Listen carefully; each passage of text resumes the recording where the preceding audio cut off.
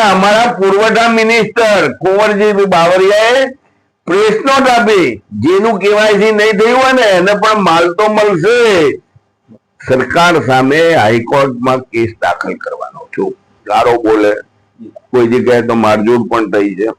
સરકારે એની ફરજ પૂરી કરે, કેવાયસી કરે, અમે બીજા દિવસથી માલ વેચવાના શરૂ કરવાના છે. જો 2 વર્ષથી પ્રોગ્રામ ચાલતો હતો તો કેમ તમે જાગૃતતા લોકોમાં લાવી ન શક્યા? થી સર્વરોના પ્રોબ્લેમ છે. આ સાચું કારણ, કેવાયસી નહીં થવાનું કારણ અમારા જવાબદાર પુરવઠા મંત્રીના નિવેદનના કારણે. નમસ્કાર દર્શક મિત્રો, હું છું કુલદીપ ગઢવી અને હાલ ગુજરાતમાં ઈ કેવાયસી ની સમસ્યાઓ ખૂબ સર્જાઈ રહી છે. ત્યારે ઈ કેવાયસી ના કારણે દુકાનદાર અને તેના જે ગ્રાહકો છે તેની વચ્ચે ઘણા ઘર્ષણના પણ કિસ્સા સામે આવી રહ્યા છે.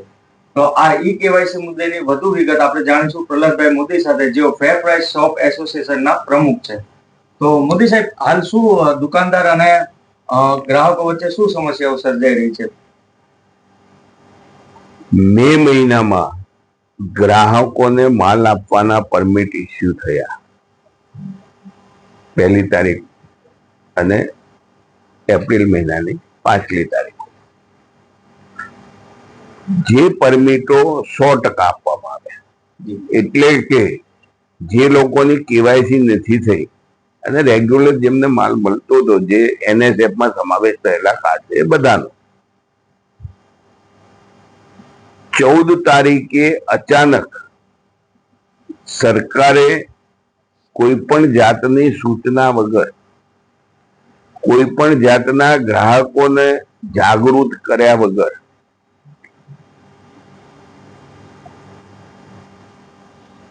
દુકાનદારોને ફરજ પાડી કે જે લોકોને કેવાયસી થયું હોય એમને જ માલ આપવો.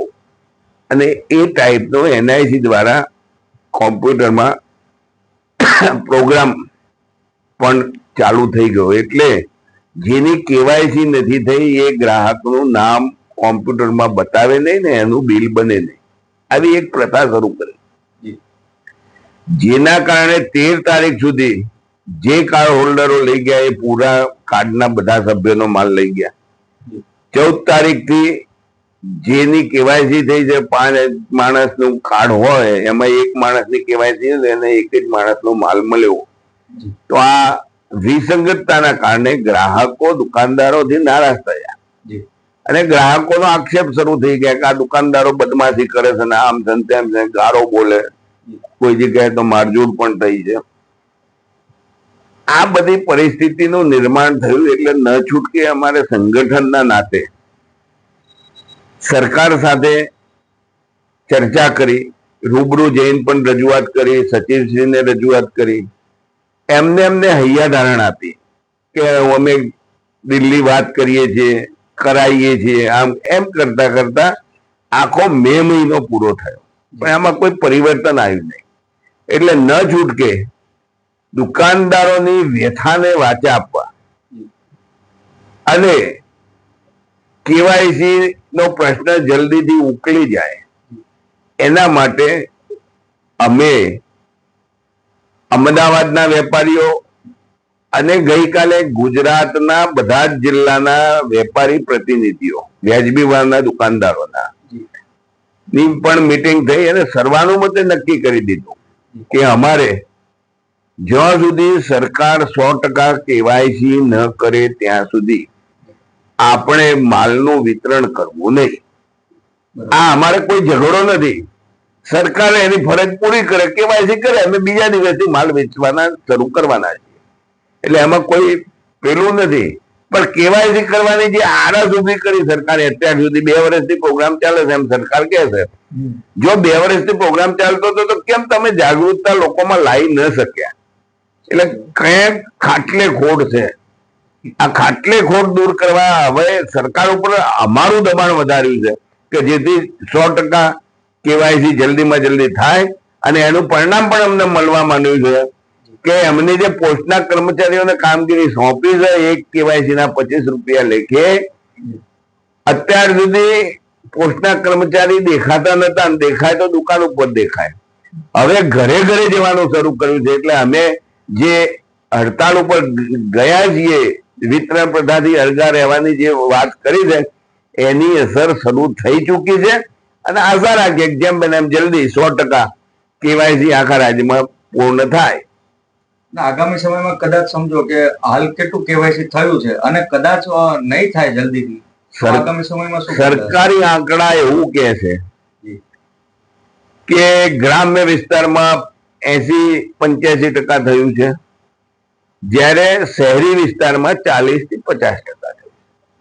શહેરી વિસ્તારમાં ઓછું થવાનું કારણ એ છે કે ગ્રામ્ય વિસ્તારનો નાગરિક ગામમાં હાજર હોય, જ્યારે શહેરી વિસ્તારનો નાગરિક રોજી રોટી દળવા ગામથી અહીં આવ્યો છે.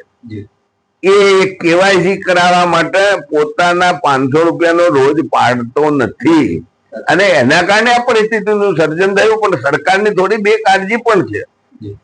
જે કામ એમને આધાર કાર્ડ બનાયા, મતદાર યાદી બને છે, વસ્તી ગણતરી થાય છે, એ પ્રજાથી કેમ ન કર્યું? અને ખાલી જાહેરાત આપી કેવાયસી કરાવી દો, કેવાયસી કરાવી દો. એટલા માટે શહેરી વિસ્તારમાં જે પ્રમાણ ઓછું છે એના કારણે આ ઝઘડા શહેરી વિસ્તારમાં વધારે થયા છે, ગ્રામ્ય વિસ્તારમાં પણ થયા છે. એટલે અમે આશા રાખીએ કે સરકાર આમાં હજુ વધુ ઝડપ લાવે અને કેવાયસી પૂર્ણ કરે. જો કેવાયસી પૂર્ણ નહીં થાય તો હું આગામી હાઈકોર્ટના વેકેશન થી સરકાર સામે હાઈકોર્ટમાં કેસ દાખલ કરવાનો છું. આ મારું ફાઇનલ ડિસિઝન છે. પણ ઈ કેવાયસી ન થવા પાછળનું કારણ શું? કેમ એમાં પ્રોબ્લેમ્સ આવી રહ્યા છે?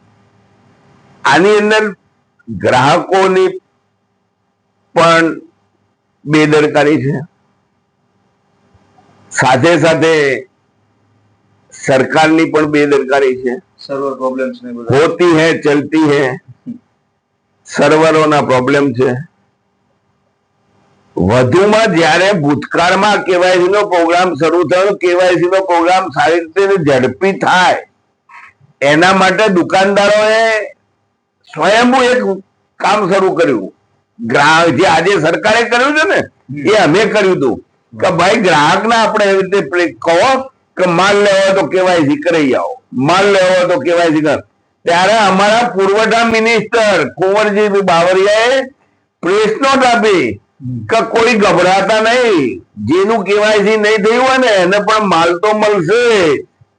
આ સાચું કારણ, કેવાયસી નહીં થવાનું કારણ અમારા જવાબદાર પુરવઠા મંત્રીના નિવેદનના કારણે લોકો સમજે કે આ દુકાનદારો તો ડફોર બનાવી છે એમને, એને માટે આ પરિસ્થિતિનું નિર્માણ થયું છે. સાચું દુઃખી છે.